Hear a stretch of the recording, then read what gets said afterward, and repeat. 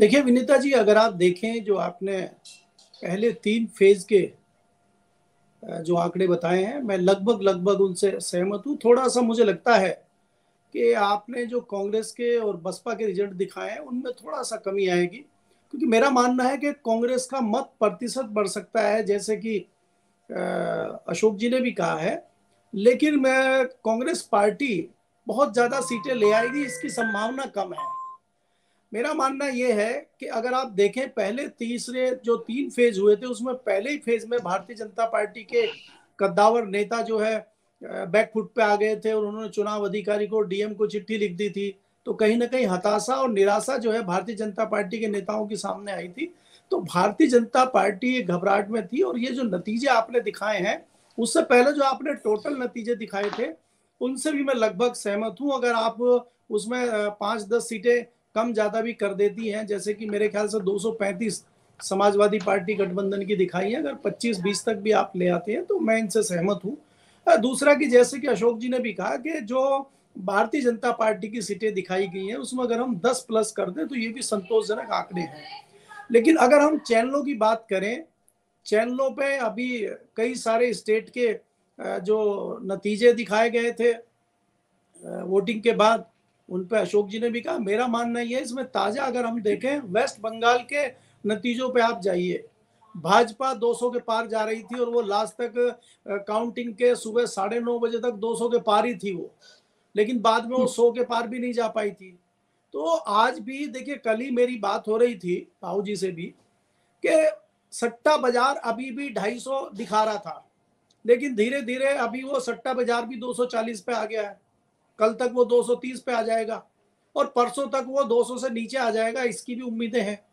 तो मेरा मानना ये है कि ये लोगों को भ्रमित करने के लिए देखिए, हमारी चर्चा लगातार होती रही है पिछले 1-1.5 महीने में। अगर आप देखें भारतीय जनता पार्टी का प्रबंधन, भारतीय जनता पार्टी का इवेंट बना देना किसी भी उसको इसमें तो कोई मुकाबला है नहीं किसी दूसरे सियासी दल का।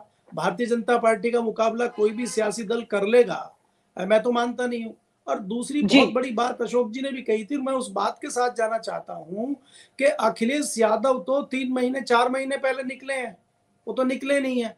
उससे ज्यादा तो लड़ाई कहीं ना कहीं प्रियंका गांधी लड़ती दिख रही है वहां पे ग्राउंड पे।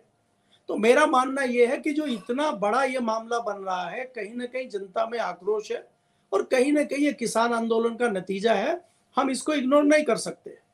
दूसरी बात यह है, अगर इतना होने के बावजूद भी, जैसा अशोक जी ने कहा, उसके बावजूद नतीजे भारतीय जनता पार्टी के पक्ष में आते हैं, तो इनका कहना यह है कि देश की राजनीति बदलेगी। मेरा कहना यह है कि भाजपा आए ना आए, आएगी तब भी बदलेंगे, और अगर नहीं आई तो राजनीतिक समीकरण बहुत तेजी से बदलेंगे। मैंने तो आर्टिकल भी लिख दिया है कि नीतीश जी भी वेट कर रहे हैं, जो है भारतीय जनता पार्टी के अंदर बैठे हुए कई नेता वेट कर रहे हैं 10 तारीख के नतीजों का। तो 10 तारीख के नतीजे देखने के बाद में भारतीय राजनीति में बड़ी उथल पुथल होगी, मेरा ऐसा मानना है। और जो नतीजे ये जो आपके टीवी चैनल हैं, तथा कथित टीवी चैनल हैं जो दिखा रहे हैं, इनको कहीं ना कहीं शर्म आनी चाहिए। और मुझे तो सबसे अच्छा लगा कि 277 से अधिक बता रहे हैं अर्णव गोस्वामी जी, वो कम बता रहे हैं। उनको कम से कम 300 पार करना चाहिए था भारतीय जनता पार्टी को, तो हो सकता है कुछ और उनको गुड़ मिल जाता भारतीय जनता पार्टी से। तो हमारे लिए ये बड़ी शर्मनाक बात है। अब बताइए 10 तारीख को 277 भारतीय जनता पार्टी की जब नहीं आएंगी तब वो क्या करेंगे? तो क्या पत्रकारों की इस तरह की जो इमेज भारत में बन रही है, ये कोई अच्छी बात है? तो मेरा कहना जी। यह है कि थोड़ा बहुत ऊपर नीचे हो सकता है, लेकिन ये बहुत अच्छा सर्वे मैं इसको मानता हूं, और लगभग लगभग इसी के आसपास नतीजे आएंगे, मेरा ये मानना है विनीता जी। और आप हमसे जुड़े रहने के लिए सब्सक्राइब करें YouTube पर, फॉलो करें Twitter पर और लाइक करें Facebook पर। और ज्यादा जानकारी के लिए आपको टाइप करना होगा सिर्फ न्यूज नशा।